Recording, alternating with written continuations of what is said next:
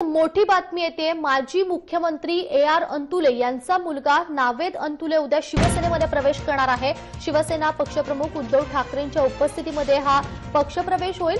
नावेद अंतुले दिवंगत माजी मुख्यमंत्री ए.आर. अंतुलेंचे सुपुत्र आहेत। आताची मोठी बातमी आपण पाहतोय। शिवसेना पक्षप्रमुख उद्धव ठाकरेंच्या उपस्थितीमध्ये आज ते उद्या पक्षप्रवेश होईल। आताची मोठी बातमी, माजी मुख्यमंत्री ए.आर. अंतुले यांचा मुलगा नावेद अंतुले उद्या शिवसेनेमध्ये प्रवेश करणार आहे।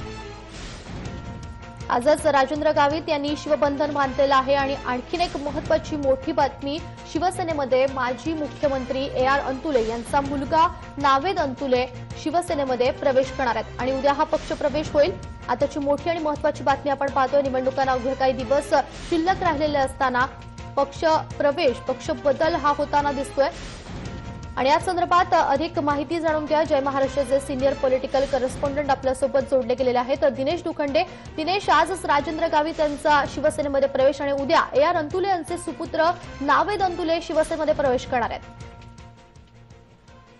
लोकसभा निवडणुकीच्या पार्श्वभूमीवर शिवसेना आणि भाजपमध्ये सध्या काँग्रेस एनसीपी मधून नेत्यांचा किंवा पदाधिकाऱ्यांचा पक्षप्रवेश किंवा इनकमिंग हे सध्या जोरात सुरू आहे असं दिसतं आहे। कारण गेल्या 8 दिवसांमधला जर आपण राजकीय पक्षप्रवेशांचा जर क्रम बघितला तर शिवसेना भाजपमध्ये सर्वाधिक प्रवेश झालेले आपल्याला आढळून येत आहेत। त्याच पार्श्वभूमीवर दिवंगत मुख्यमंत्री ए.आर. अंतुले यांचे सुपुत्र नावेद अंतुले हे उद्या शिवसेनेत प्रवेश करतायत। उद्या दुपारी 12:30 वाजता शिवसेना पक्षप्रमुख उद्धव ठाकरे यांच्या उपस्थितीत मातोश्रीवर हा पक्षप्रवेशाचा कार्यक्रम आयोजित करण्यात आला आहे।